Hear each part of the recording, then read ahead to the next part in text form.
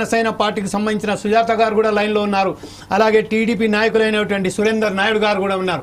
సురేందర్ నాయుడు గారు, ప్రస్తుతం మనమైతే తెలుగుదేశం పార్టీ ప్రకటించిందో 150 గజాలకు సంబంధించి క్రమబద్ధీకరణ చేస్తాము, కానీ దానికి సైతం కొన్ని ఆంక్షలు విధించాయి. అంటే అక్కడ 150 గజాలకు సంబంధించి మేము వాళ్లకు అక్కడ వారికి కల్పిస్తాము, కాకపోతే 2 ఏళ్ల తర్వాత అక్కడనే పటిష్టంగా ఉన్నప్పటికీ వారికి సైతం వారి మహిళలు ఎవరైతే ఉన్నారో వారి పేరు మీదనే పట్టాలు జారీ చేస్తామని చెప్తున్నారు. ఈ నేపథ్యంలో గత కొన్ని సంవత్సరాలుగా గత ప్రభుత్వాలు కూడా ఇలాంటి హామీలు ఇచ్చాయి. కాకపోతే ఈ రోజు ఈ హామీ నెరవేరుస్తుందని మీరు భావిస్తున్నారా? సార్, ముందుగా మీకు ప్యానల్లో ఉన్నటువంటి మా సోదరి సుజాత గారికి, అదేవిధంగా పెద్దలు రమేష్ శర్మ గారికి, అదేవిధంగా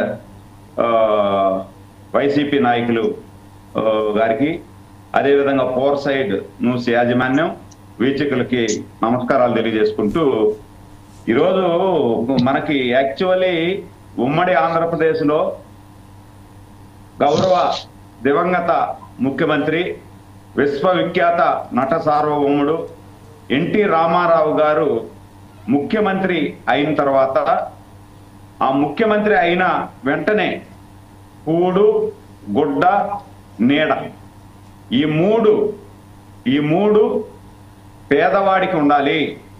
ఈ రాష్ట్రంలో కూడు లేని వాళ్ళు ఉండకూడదు, గుడ్డ లేని వాళ్ళు ఉండకూడదు, నీడ అంటే ఇల్లు లేని వారు ఉండకూడదు అని చెప్పి ఒక అద్భుతమైనటువంటి ఆలోచనతో ఆ రోజు దివంగత ముఖ్యమంత్రి, విశ్వవిఖ్యాత నట సార్వభౌముడు ఎన్టీ రామారావు గారు అధికారంలోకి వచ్చి ఆ రోజుటుండే పక్కా ఇళ్ల నిర్మాణము అనేది ఏదైనా ప్రారంభించారు అంటే ఉమ్మడి ఆంధ్రప్రదేశ్లో ఎన్టీ రామారావు గారు ముఖ్యమంత్రి అయిన తర్వాతనే.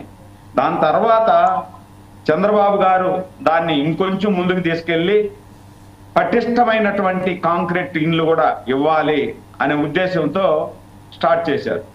గత 2014 నుండి 2019 వరకు గౌరవ ముఖ్యమంత్రి నారా చంద్రబాబు గారు ఉన్నప్పుడు 2 లక్షల ఇళ్ళు నిర్మించడం జరిగింది.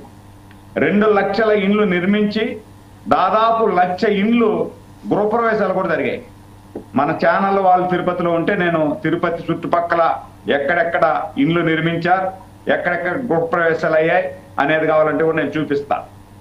దీంతో అద్భుతమైనటువంటి ఒక పథకం చంద్రబాబు గారు తీసుకొచ్చారు. ఇంకొక 1,00,000 ఇండ్లు నిర్మాణం పూర్తయిపోయి పెయింట్లు వేసి కొంచెం గృహప్రవేశాలు అయ్యే సందర్భంలో దురదృష్టవశాత్తు ప్రభుత్వం పోవడం జరిగింది.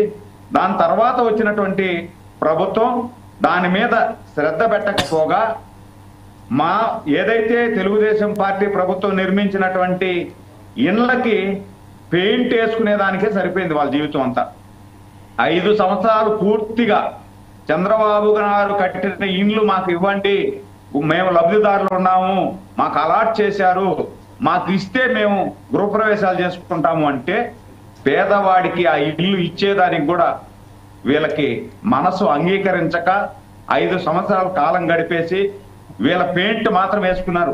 ఆ రంగుల పిచ్చితో దాదాపు 3,000 కోట్లు ఖర్చు పెట్టారు, కానీ ఆ ఇల్లు పేదవాడికి ఇవ్వలేకపోయారు. ఈరోజు మళ్ళీ కూటమి ప్రభుత్వం అధికారంలోకి వచ్చిన తరువాత వెంటనే 7 నెలలైంది కూటమి ప్రభుత్వం అధికారంలోకి వచ్చి. 7 నెలలలోనే మళ్ళీ ఏదైతే పేదవాడు సొంత ఇంటి కళ నెరవేర్చుకోవాలా అనే ఉద్దేశంతో ఇల్లు లేని నిరుపేద అనేవాడు ఈ రాష్ట్రంలో ఉండకూడదు, ఇల్లు లేని నిరుపేద అనేవాడు ఆంధ్రప్రదేశ్లో ఉండకూడదు అనే ఒక మంచి నిర్ణయంతో ఈరోజు జరుగుతున్నటువంటి ఈ విషయాలు ఏమంటే, ఎవరైనా ప్రభుత్వ భూమిలో ఆక్యుపై చేసుకొని ఉన్నటువంటి వాళ్ళని అంటే 2 సెంట్లు వరకు ఉంటే ఫ్రీగా ఉచితంగా వాళ్ళకి రిజిస్ట్రేషన్ చేస్తాం. 2 సెంట్లు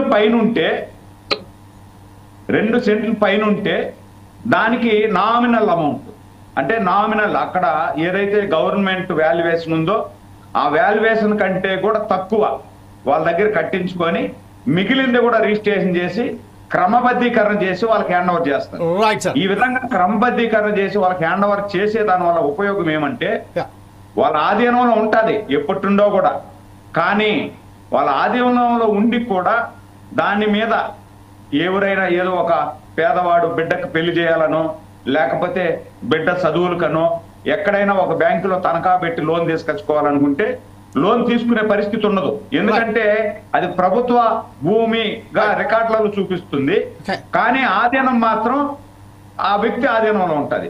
దాన్ని క్రమబద్ధీకరంగా చేసామనుకోండి, వాళ్ళు లోన్ తీసుకోవచ్చు. ఎవరికైనా ప్రైవేట్ వాళ్ళకైనా కుదవ పెట్టి 10 రూపాయలు తీసుకొని బిడ్డ పెళ్లి చేయొచ్చు, బిడ్డ చదువు చేయించుకోవచ్చు, ఏదైనా చేయొచ్చు. కాబట్టి రైట్ సార్, ఇదే విషయంపై మస్తాన్ రావు గారు ఇప్పుడు కన్క్లూడ్ చేస్తాం.